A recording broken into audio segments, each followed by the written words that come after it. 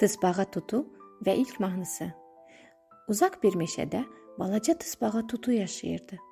Tutu mahnı oxumağı çox sevirdi, amma bunu heç kim bilmirdi. O həmişə mahnı oxuyanda öz qabığının içinə girirdi, çünki utanırdı.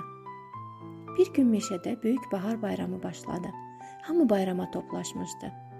Heyvanlar bir-bir səhnəyə çıxırdılar. Dovşanlar rəqs edirdi. Bülbül zümzümə ilə musiqi ifa edirdi. Kirpi-kiki isə ürəkli səsi ilə şeir söyləyirdi.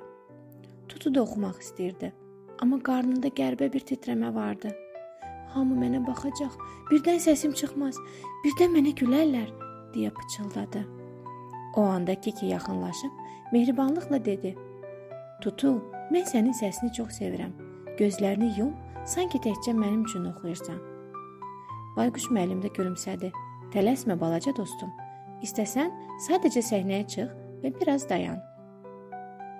Sonra tamaşaçılara səsləndi. Gəlin Tutunu alqışlarla dəstəkləyək.